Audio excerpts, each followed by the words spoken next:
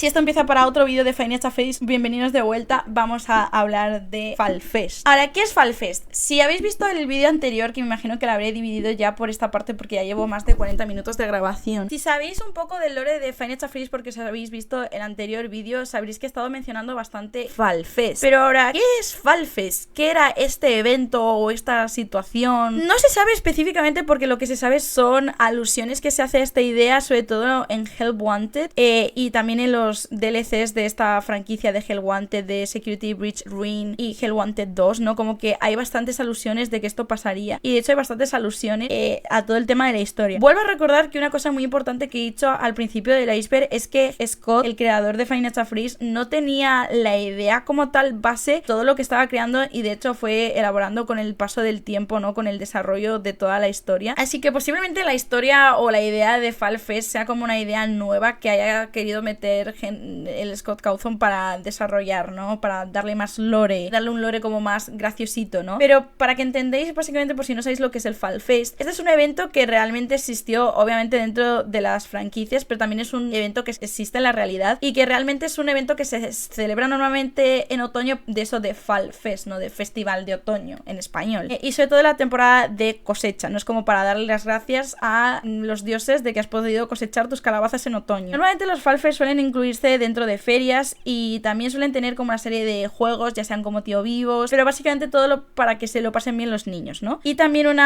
es como una oportunidad para comprar cosas de agricultura, ¿no? Porque obviamente esta es una fiesta como de agricultores, ¿no? Sin embargo, sobre todo en los años 70 es donde empezaría a cobrar bastante popularidad el término de Fall Fest. Y esta idea de Fall Fest tiene mucha importancia con la relevancia de la trama, ¿no? Como el desarrollo de la trama. Sobre todo porque a partir de este evento, que no se sabe si Henry ya estaba por aquí rondando, pero obviamente vamos a hablar de William, o por lo menos se sabe que tal vez estos dos se conocerían a raíz de este evento, ¿no? Pero sí que es verdad que este evento, sí que es verdad que William Afton haría una serie de Fall Fest. Lo primero que se sabe, y se sabe a raíz de una serie de carteles que aparecen tanto en Help Wanted y en Security Breach Ruin, y no sé si en Help Wanted 2, creo que en estos videojuegos no me lo sé 100%, ¿no? Pero aparecen una serie de carteles que hacen referencia al tema de Fall Fest, y ocurrirían, por lo menos que se sepa, dos Fall Fest que ocurrían en 1970 y otro que ocurriría en 1983. No se sabe si tal vez estos se irían haciendo también a lo largo de los años, pero sí que es verdad que se sabe que el de 1983 sería el final que se elaboraría, ya que aquí ocurriría también un incendio que quemaría todo lo que había hecho y que, bueno, por las representaciones y por lo que se sabe de los propios pósters que se ven, sería un incendio que sería creado en el barn, o sea, como en donde se guarda el heno y de los caballos, ¿no? Que no me acuerdo el nombre de esta cosa en español, pero bueno. También sí que es verdad que en Help Wanted 2 se menciona como que existía una mascota ya creada, que era también presentadora del evento, que no se sabe quién era porque tal vez pues este animatrónico o este personaje, no, porque era más un traje de mascota que sería llamado Meat, creo, o carne. Y este fue el festival que marcó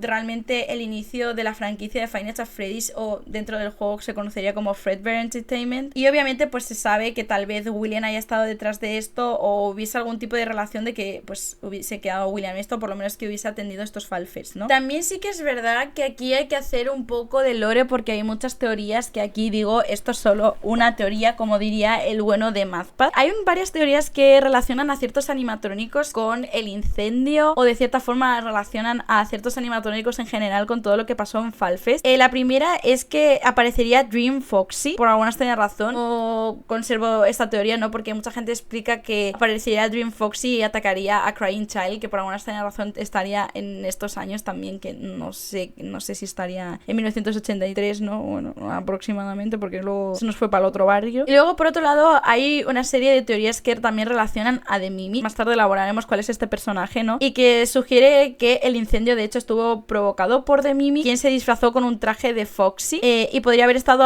asustando a los niños en un laberinto de maíz que había en ese momento, que bueno, este laberinto de maíz se ve también representado en Help Wanted 2, ¿no? Y en resumen, por si no os habéis enterado, pues Fall Fest fue una serie de festivales que ocurrieron entre los años 1970 y 1983, que se sepa que solo se sabe que hay dos festivales 100%, luego posiblemente hubiesen más festivales, pero de los que están confirmados son los de esos 2 años y que cada uno pues tiene sus misterios, ¿no? Que tampoco se ha elaborado mucho más en el lore, y también pues como he contado pues se incluye el incendio que podría haberse creado por The Mimic, pero no hay más información de que hubo un incendio, ¿no? Y que tal vez sí que que estuviese The Mimic por ahí, por lo que ocurre en los libros que, bueno, iremos desarrollando cuando estemos hablando de The Mimic como tal, ¿no? También sí que es verdad que hay una teoría un poco extraña. He visto varias veces en internet, con la cual yo no estoy muy de acuerdo, pero por mencionar las teorías, porque a lo mejor a vosotros os parece más plausible, era que tal vez el Revengeful Spirit, o también conocido como Cassidy, o también conocido como el alma que podría estar dentro de Golden Freddy, podría haber fallecido realmente en Falfest y que de alguna forma estuviese en Golden Freddy, aunque bueno, como os he explicado, realmente los animatrónicos de Golden Freddy, Freddy, todo esto serían elaborados muy posteriormente, a que sí que sería un poco extraño, ¿no? Yo no creo esta teoría, no, pero me parecía importante de mencionar porque tiene cierta relación con Falfest. O también sí que hay mucha gente que dice que habrían ciertos niños que fallecerían debido al incendio de Falfest y que de cierta forma pues como que sus almas quedarían en ese ambiente también, que podría ser, ¿no? También sí que es verdad que hay otras referencias sobre el Falfest, por ejemplo en Five Nights at Freddy's Ultimate Custom Night, ya que habría uno de los animatrónicos que se llama Jaco Chica, que hace referencia a que este fue quemado y obviamente pues algo tendrá que ver con Falfest, ¿no? O por lo menos con un incendio, aunque también no tiene que ser exactamente con ese incendio, ya que sí que es verdad que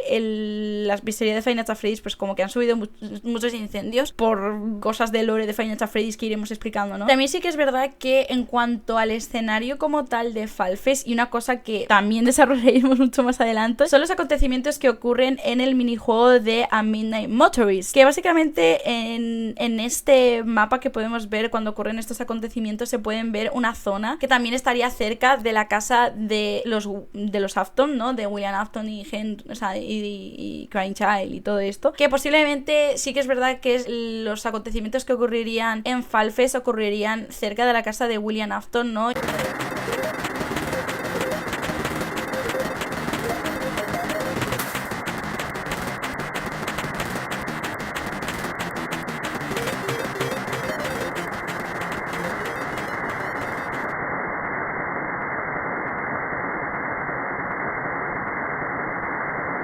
Y de hecho en el propio Hell Wanted 2 se puede ver de fondo el inicio, ¿no? La imagen de inicio de Five Nights at Freddy's 4, así que se asume que de cierta forma estos estaban bastante cerca y que posiblemente cuando ocurriese el Falfest luego esa zona sería cambiada y habrían otras construcciones encima, ¿no? Tal vez la construcción es de Security Breach o algo de eso, quién sabe, es una teoría, ¿no? También, pero que sí que estaría bastante y tendría como bastantes ideas, ¿no? Del tema de Falfest. Ahora vamos a explicar primeramente otra cosa para el tema del lore, que son los trajes antes de los animatrónicos. Como he estado explicando y seguramente habréis visto a lo largo del iceberg ya, porque lo he mencionado muchas veces, antes de los propios animatrónicos conocidos como los de Freddy, Chica, Foxy, Bonnie, de animatrónicos y todo eso, sí que habría una serie de animatrónicos que serían anteriores, o no de animatrónicos como tal, sino que serían una serie de trajes. Como os he explicado en Falfest, obviamente estamos hablando de los años 70, entonces no había como tecnología suficiente como para hacer un animatrónico totalmente movible, y de hecho pues como también he explicado,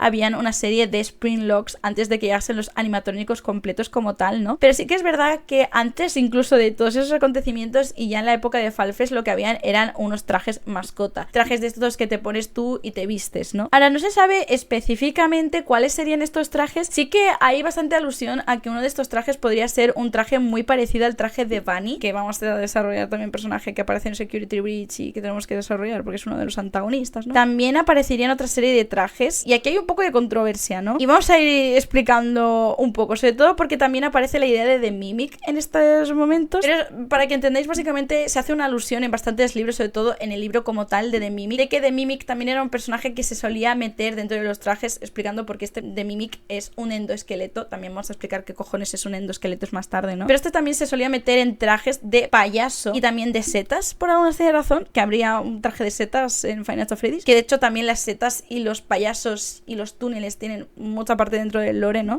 También, por ejemplo, una de las teorías que tendría MatPa sobre el tema de los trajes de Five Nights at Freddy's antes de los animatrónicos es que aparecen mucho mencionados en los propios libros, y que también aparte en Five Nights at Freddy's 3 hay una llamada que si os puedo dejaré por aquí, en donde se menciona que se han encontrado una serie de trajes en la noche 4 y mucha gente se pensaba que hacía referencia a los trajes de Spring Trap, ¿no? Aunque realmente solo podría hacerse una referencia de que se encontraban encontraron los propios trajes de Falfest y que realmente algunos sí que habían sufrido quemaduras, ¿no? Por el propio incendio de Falfest, ¿no? Y que realmente sí que se sabría que habrían una serie de trajes, incluso dentro del lore de los propios videojuegos habría una serie de trajes, aunque mucha gente también pensó en ese momento que los trajes hacían referencia a los propios trajes de los animatrónicos que habían sufrido el incendio. Por ejemplo, MathPad saca esta teoría de que esos trajes hacen referencia a los trajes de mascotas y no a los animatrónicos, porque se menciona como traje, ¿no? Y también muchas veces con comparación a estos trajes se hacen las comparaciones con Circus Baby, ¿no? Ya que los dos de cierta forma comparten una estética de circo, ya que obviamente, como he mencionado, el Falfest tendría una estética ciertamente de circo, ¿no? De tío vivo, de cosas de niños, y obviamente pues si seguían con esta estética, los trajes de Circus Baby también muchos son trajes con estética de payaso, por ejemplo las mejillitas, ¿no? Estas rojas,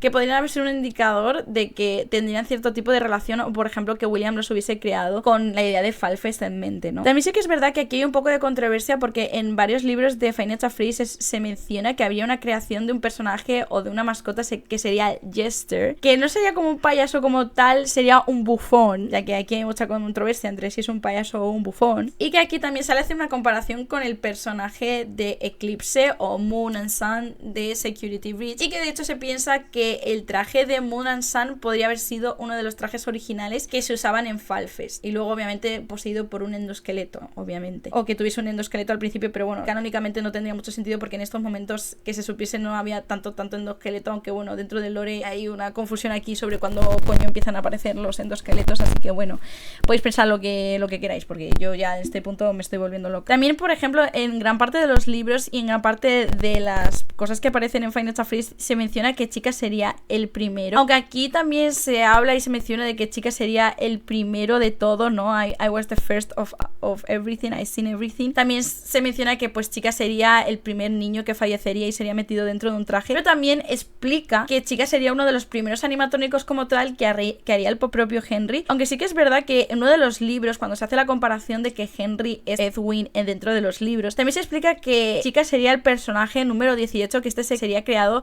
porque David, obviamente estamos haciendo la comparación de que David es William, le pediría que crease un montón de trajes y que justo Chica sería el número 18, pero el que ya se consideraría como un animatrónico como tal, ¿no? Esto también implica que se pasaría mucho tiempo construyendo desde lo que eran los trajes como tal a lo que son los animatrónicos que conocemos como hoy en día, pero dato interesante, ¿no? También otra curiosidad que me parece importante mencionar es que dentro de Reddit, sí, vamos a mencionar Reddit como si fuese algo importante e interesante, porque aquí también es una cosa que introduce a Scott. También habría un artista que habría sido contratado por el propio Scott para dibujar una serie de trajes de ciertos animatrónicos que eran como unos trajes, no sé si os podría encontrar la imagen por aquí, ¿no? Pero eran como una serie de trajes que eran como literalmente los animatrónicos, pero en forma de traje, no de animatrónico, o sea, Foxy y todos estos en traje de mascota, no en animatrónico, y que tenían como un estilo parecido al estilo de circo. Y aquí también obviamente empezarían las teorías de que como esto era un pedido por Scott, se iba a utilizar en algunos juegos o era algo graciosito que haría Scott en plan bromita. Ya saben que he contado que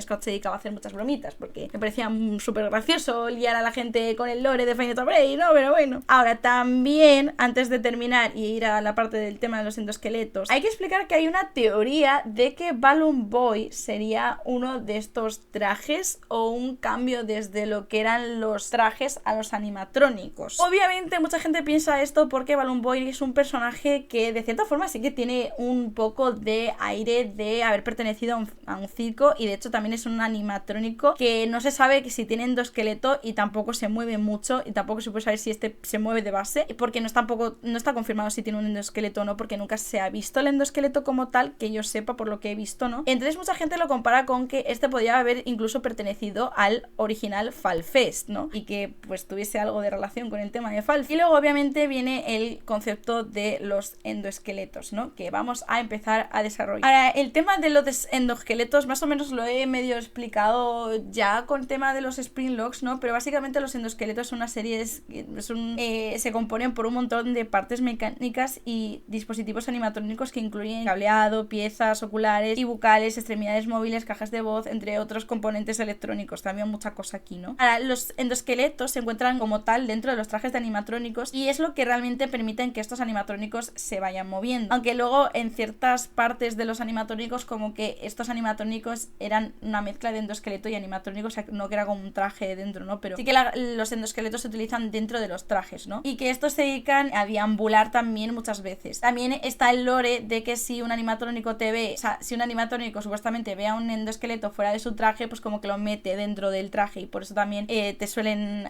asesinar los animatrónicos, ¿no? Porque piensan que eres un endoesqueleto y te meten dentro de un traje. Ahora, los endoesqueletos aparecen a lo largo del juego, hay muchos modelos. Está, por ejemplo, Endo 01, que aparece dentro de los trajes de los animatrónicos originales de Freddy Fazbear Pizza, y también aparecen en Five Nights at Freddy's 1, que bueno, no tiene no hace nada, solo está sentado ahí, el rey pues está ahí, y a veces mueve la cabeza y te mira en la cámara y poco más. Sí que es verdad que luego también aparece en Five Nights at Freddy's Special Delivery y tiene como un papel antagónico y es capaz como de atacar al jugador, pero bueno. Luego también hay otro que es Endo 02, que también es uno de los endoesqueletos que están diseñados específicamente para los animatrónicos Wither, y algunos toy models en Five Nights at Freddy's, o sea, en Freddy Fazbear Pizza, sobre todo en los años 80, que es muy parecido a Endo 01, ¿no? Pero este como que no tiene ningún papel antagónico en ninguna parte del juego, solo está ahí, ¿no? Luego está también los Nightmare Endos, que son un grupo de animatrónicos que son Nightmare, ¿no? Que dan como mucho miedito y que debutan especialmente en Hellbound y no tienen como un rol antagónico como tal, sino que es más secundario y que puede atacar a la gente. También luego está Yendo, que también es otro endoesqueleto que aparece en Custom Night, que también había aparecido como cierta parte de la alucinación en Fountain Auditorium, pero luego obviamente en Custom Night pues tiene su papel de atacar al supuesto William Afton. Luego está el Glam Rock Endo, que es un endoesqueleto diseñado para el grupo de los animatrónicos Glam Rock, que debuta en Security Breach. Y luego el conocidísimo The Mimic, que vamos a explicar mucho más adelante, pero para que lo entendáis, The Mimic aparece principalmente en el libro de The Mimic y fue creado por Edwin Murray, que sería la comparación que con Henry, y es el protagonista principal pues de los libros de Tales from the Pizzaplex y también del DLC de Ring, porque luego pues sería incluido, ¿no? dentro del lore de los videojuegos. Ahora también cosa muy controversial que sé que mucha gente no sabrá, es que estos endoesqueletos, que se sepa, la gran mayoría no tienen remanente ni están poseídos por almas de niños que no están entre nosotros, ¿no? Sino que estos mayoritariamente están programados con una IA. También sí que es verdad que aquí hay una cosa muy compleja de que dentro de Five Nights at Freddy's, sobre todo cuando llegamos a Five Nights at Freddy's Security Ring, hay una diferencia entre una IA y otra, es decir, hay dos IAs, de hecho, ¿no? Una IA que es más parte de programación, ¿no? Y otra IA que es más parte de aprendizaje, cositas turbias, ¿no? Pero, para que lo entendáis, estos no se siguen por el tema de que están poseídos y que se muevan solos porque están poseídos, sino que se mueven por eso, porque tienen una IA. Y de hecho, esto también es explicado en el libro de The Mimic de Tales from a Pizzaplex. Aunque sí que es verdad que hay una teoría de que en Five Nights at Freddy's 2 uno de los endoesqueletos podría llegar a estar poseído, pero en eso llegaremos también a explicarlo en su parte, ¿no? Como hemos explicado, para si no os habéis quedado claro el funcionamiento de los animatrónicos básicamente lo que hacen es que tienen un endoesqueleto dentro. No todos los animatrónicos tienen un endoesqueleto, porque muchos de ellos son parte como tal del endoesqueleto y otros de base tenían lo que era los spring locks que hemos mencionado anteriormente, y también mucha parte, como he explicado, de la idea de por qué los animatrónicos atacaban. Hay dos teorías. La primera era pues que los animatrónicos, como estaban programados por una IA, estaban programados a que si veían un endoesqueleto fuera del traje lo metiesen dentro, entonces te atacaban por eso. Y otra idea también que se comparte es que como son personas que están poseídas por niños y por agonía, ¿no? Pues te atacaban por el propio odio generado por la agonía, ¿no? Que es otra de las teorías que hay, aunque obviamente la más aceptada es el tema de que te atacan porque piensan que eres un endoesqueleto que no tiene traje, así que la más entendible. La creación de la IA, que este es el punto que hablamos de The Mimic y que es algo muy complejo y que de hecho es una idea que yo personalmente no creo que estuviese creada desde el inicio de la franquicia, sino que sobre todo a partir de Security Breach y de cierta forma también en Circus Baby fuese una idea que Scott Cawthon estuviese elaborando y que llegaría a su esplendor sobre todo en Security Breach, Hell Wanted y todos estos videojuegos, es el tema de la IA, ¿no? De la inteligencia artificial. Yo supongo que como ChatGPT estaba de moda, pues dijo Scott, pues me hago un juego con una IA, ¿no? Supongo. También obviamente como yo creo que es una idea nueva como tal, de cierta forma creo que tampoco se puede explayar ni meter en los Five Nights at Freddy's originales, o sea, del 1 al 4, aunque sí que tiene sentido con el tema de que vamos a hablar de los discos ilusorios y del gas alucinógeno, pero no era una idea como tal y tampoco creo que sea una idea que se tenga que meter específicamente en los Five Nights at Freddy's originales, ¿no? Pero vamos a explicar qué es esta idea, qué es la IA, cómo se origina y cómo afecta luego al lore como tal dentro de Five Nights Finance Phrase, ¿no? Especialmente, como os he mencionado antes en el punto de Mimic, bueno, y en el de los trajes y todo eso, ¿no? Hablamos sobre que esta idea se crearía específicamente en Tales from a Pizzaplex. Obviamente aquí hay una gran serie de libros y especialmente en The Bubbits OTS Conclusion, específicamente en el libro Nexi, ¿no? Que es un libro que explica la historia posible de la creación de estas IAs. Este libro específicamente se centra en la historia de Edwin, que si estáis prestando atención os habéis dado cuenta que es la representación de Henry. Era un genio de creación de animatrónicos, paralelismos, ¿no? Se nota mucho que era paralelismo. Y tenía un hijo. Se dedicaba a hacer series de animatrónicos para venderlos y ganar un dinero y así mantener a su familia, ¿no? Y pues estos animatrónicos serían utilizados para, dentro del lore de los libros, las pizzerías de Fredbear Entertainment, del paralelismo dentro de los libros, ¿no? Y obviamente, como os hemos explicado antes en el punto de los animatrónicos, su primera creación como tal, bien 100% animatrónica, sería Chica. Ahora, lo importante era que este hombre era un hombre muy ocupado y obviamente cuando eres un hombre que tiene un negocio y estás todo el rato construyendo cosas, pero tienes una familia y tienes un hijo, pues son cosas que no salen muy bien. Entonces, como creaba animatrónicos, lo que decidió hacer era un animatrónico que funcionase como una especie de niñera o de guardia a su propio hijo, porque pues de cierta forma le mandaba mucha atención, ¿no? Porque era un niño pequeño. A este animatrónico o endoesqueleto, que realmente podemos entenderlo como que era un endoesqueleto, le otorgaría una IA que sería como una IA que sería él mismo, o sea, como que sería una IA que tenía como las mismas funciones, valores, ideas y forma de actuar que tenía el propio Edwin, ¿no? Para que obviamente pues se pareciese a él y a su hijo, ¿no? Y que su hijo pues como que no le notase tanto la pérdida de su padre, ¿no? Padre ausente. Ahora, la idea triste es que resulta que el hijo de Edwin un día se escaparía de casa sin que el endoesqueleto se diese cuenta, ¿no? Que se escaparía y acabaría falleciendo porque le atropellarían, ¿no? Porque pues el endoesqueleto o de Mimic no estaría prestando mucha atención. Y obviamente pues Edwin, en una desesperación porque acababa de fallecer su hijo, pues decidiría pegarle la gran paliza de su vida al endoesqueleto. Obviamente, como hemos estado explicando a lo largo de este iceberg, la idea de agonía y la idea de emociones negativas no solo se transfieren de un humano a un objeto cuando este está siendo torturado o tal, sino que también se transfieren cuando una persona ha pasado por una mala época o está teniendo un montón de emociones negativas en conjunto. Entonces, por esta idea de agonía, de cierta forma, tanto que la IA aprendería a ser agresivo porque le meterían de hostias, también se le transformaría y se le traspasaría el tema de la agonía al propio personaje y de cierta forma estaría un poco impregnado con esa agonía. También, obviamente, esta idea se explora mucho más en otro de los libros creo que es Tales from the Pizzaplex, no lo sé, os dejaré el nombre por aquí, que era también otra comparación de Edwin, que tenía en otra historia paralela una hija que también había fallecido y esta había creado una serie de muñecas en las que también había otorgado como la identidad de su propia hija y a una de las muñecas también le terminó pegando una paliza, no sé, porque era algo como muy normal de Edwin, y también le traspasaría esa idea, que es el libro de The Fourth Closet. Es verdad, se me había olvidado que era el libro de The Fourth Closet, ¿no? Pero bueno, también tengo un punto especialmente sobre este libro, así que ya iremos avanzando sobre esta idea, ¿no? Pero para que entendáis que esta idea se explora mucho en varios libros. También en este libro se explica mucho cómo Edwin, que también hay una comparación con Henry, ¿no? Desaparecerían pero volverían 30 años después y al mismo tiempo que William se quedaría pudriéndose ahí en Ultimate Custom Night. Y bueno, hay muchas comparaciones dentro de toda esta historia, sobre todo en el libro también de Storyteller se desarrolla un poco más todo el tema de la idea de Henry, William, de cuando vuelve, cuando Henry compra los derechos a William para hacer los animatrónicos, cuando empieza la propia IA, ¿no? Cuando se ve en Security Breach esta IA porque es usada, impregna todo el tema de Security Breach. Y también sí que es verdad que esto, lo que aparece en los libros también es que cuando pasan todos los acontecimientos de Security Breach, que bueno, obviamente indagaremos mucho más tarde en eso, ¿no? Edwin intentaba apagar toda la IA que él mismo había creado, pero acababa falleciendo en el intento, ¿no? Porque la IA ganaba. Que también esto es un paralelismo, pero no se sabe si realmente Henry acabaría falleciendo en esto, porque dentro del canon no se sabe qué pasaría con Henry a partir de Final Fantasy Pizzeria Simulator, así que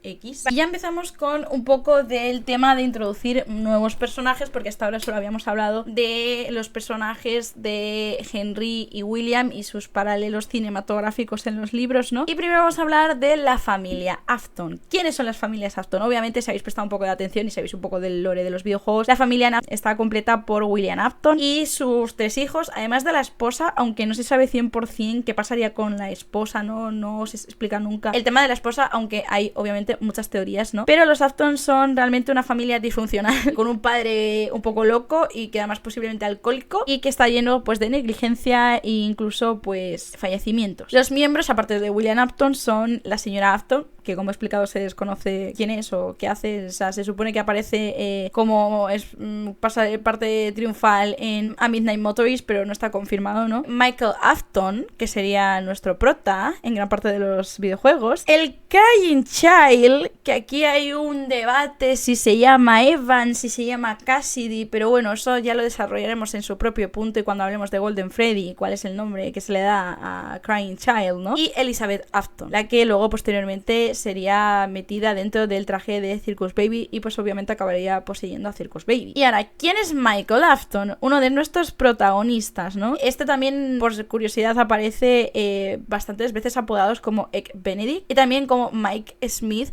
porque es el nombre que tendría en las primeras entregas, ¿no? Y es uno de nuestros protagonistas como tal dentro de la franquicia Five Nights at Freddy's, aunque luego sí que hay varios juegos donde Mike no es el protagonista, pero en muchos juegos, de hecho, Mike es el protagonista, ¿no? También de cierta forma es como el antagonista que aparece en Five Nights at Freddy's 4 con los minijuegos de muerte, ¿no? De Five Nights at Freddy's 4 y con todo el tema de la mordida del 83 y que sobre todo era el hermano mayor de Crying Child. Lo voy a estar llamando Crying Child, ¿no? Porque me parece mejor llamarlo Crying Child que ponerle un nombre que todavía no está confirmado, ¿no? Pero bueno. Y que era bastante malo con el niño, pero bueno, ahí vamos a elaborar. Ahora, aquí hay un montón de ideas de Michael es el verdadero protagonista y aquí vuelvo a mencionar la idea de que Scott no pensaba que Five Nights at Freddy's fuese a ser tan famoso, ni que fuese a llegar a tanto, ¿no? Ni que hubiese como tanto lore dentro de la franquicia. Y yo creo que personalmente nunca Scott había pensado que Michael iba a tener un papel fundamental, sobre todo en el primer juego. Ya a raíz del segundo y tal, sí que se piensa que ya pues empezó a tener su rol de protagonista, ¿no? Por lo que se puede intuir, aunque ahora vamos a indagar, ahora mismo vamos a entrar en eso. Este sería el protagonista de un montón de los videojuegos de Five Nights at Freddy's. Por ejemplo, Five Nights at Freddy's 1, Five Nights at Freddy's 2, Five Nights at Freddy's 3, Five Nights at Freddy's 4, Five Nights at Freddy's Pizzeria Simulator, el libro de Security Log o guía de supervivencia, ¿no?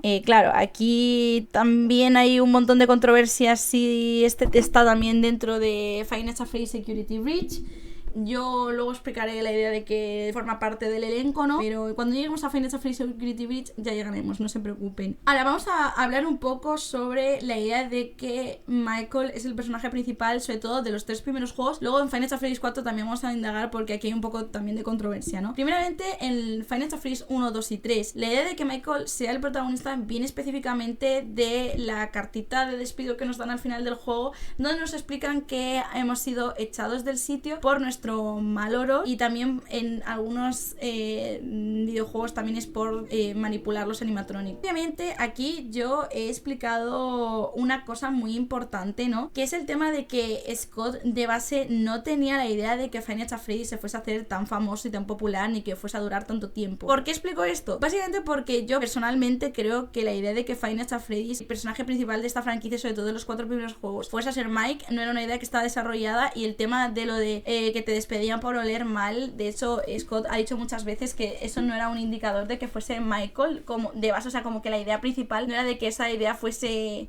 Michael, ¿no? Sino que realmente Scott lo había puesto de bromita, ya está, o sea, literalmente Scott lo había puesto de broma. Ya saben cómo es Scott, yo les he explicado, por eso era importante explicar el personaje de Scott, porque él puso esa bromita y luego sí que es verdad que con el paso del tiempo dijo, hostia, pues esta bromita me gusta, la voy a utilizar, el dato gracioso para hacer que Michael lo huela mal, ya está. Eso explicado, sí que es verdad que cuando ahora se menciona lo de que te han echado porque hueles mal, obviamente se hace una referencia a que sí que es Michael Afton, pero de primeras no estaba centrada la idea de que esto fuese hecho por Michael Afton, o sea que no se sabía que este era Michael Afton, ¿no? Pero para que tengáis en cuenta que no era una idea que estaba desarrollada desde el principio y no estaba programado que esto pasase, ¿no? Ahora, sí que es verdad que en Five Nights at Freddy's 1 como tal, Mike Smith es contratado como nuevo guardia de seguridad del turno de noche de Freddy Fazbear Pizza, respondiendo a un anuncio de Se Busca Ayuda, ¿no? Help Wanted. United en el periódico. A lo largo de toda su semana laboral, Mike es acechado inquietamente por unos animatrónicos del restaurante, quienes sin que lo sepa están poseídos por unas almas y todo eso, ¿no? Lore de Five Nights at Freddy's básico. Ahora sí que es verdad que también el personaje de The Phone Guy o el chico del teléfono es muy importante, ya que en Five Nights at Freddy's 1 lo que escuchamos son una serie de grabaciones, o sea, no estaba como tal el señor por aquí, ¿no? Estaba un poquito en otro barrio específicamente, ¿no? Pero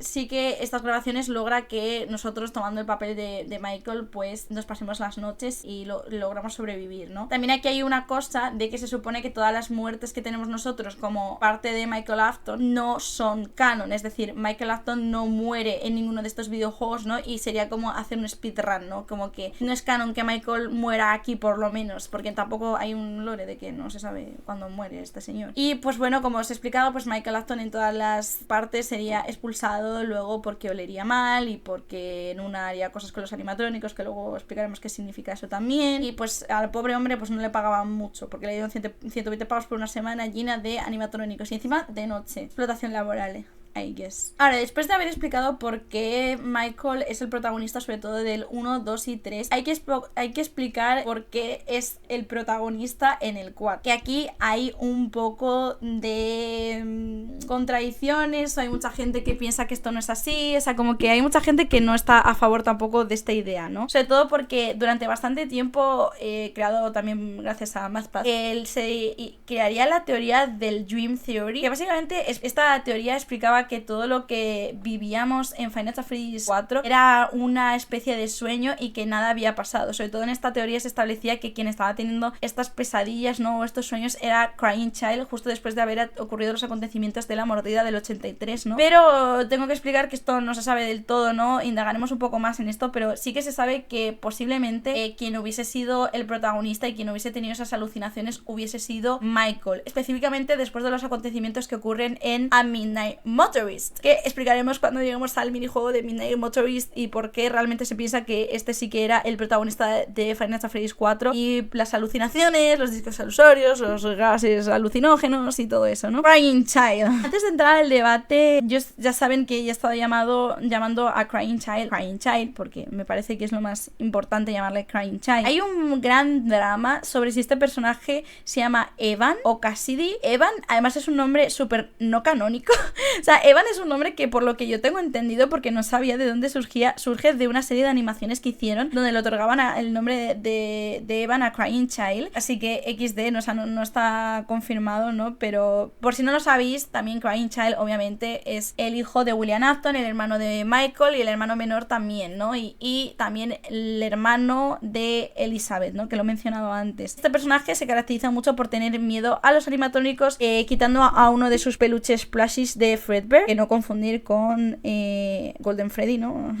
Y también es el protagonista de los minijuegos de Five Nights at Freddy's 4 y también el final de la noche, y como sabéis es la víctima de la mordida del 83, mordida que obviamente pues estaría causada porque su hermano le cogería y le metería dentro de la boca. Ahora, que aquí también quiero hacer un hincapié, que es que Crying Child no moriría como tal dentro de la mordida del 83, o sea, como que no le hacían pam y se moriría de golpe, sino que quedaría en un coma. Esto también es una cosa bastante interesante y tal, sobre todo porque después vemos una animación de que hay nuestro plushie, ¿no? De Fredbear nos está contando que todo estará bien y que nos van a conseguir arreglar, ¿no? Eso viene también un poco del tema de que este se quedó en coma durante un tiempo, también por eso en Five Nights at Freddy's 4 podemos ver como un montón de cosas de hospital, porque se supone que este estaría en coma durante bastante tiempo, y por eso también por las cosas de hospital se pensaba que uno de los motivos por los que Crying Child era el protagonista de Five Nights at Freddy's 4 eran por las cosas de hospital que aparecen, pero realmente no tienen nada que ver. Ahora, volviendo al tema del miedo que tenía hasta los animatrónicos, esto se puede explicar especialmente porque se dice que este personaje había visto algo en la oscuridad que había confundido, y a raíz de eso pues como que tenía miedo a los animatrónicos, ¿no? Y ahora vamos a introducir, después de haber explicado de que ya se había creado Fredbear Entertainment y ya se había explicado todo el lore de la creación, de cómo se crea y todo eso, vamos a entrar en la primera mordida, la mordida del 83, pero posiblemente esto lo veáis en otro vídeo, así que tercera parte del iceberg.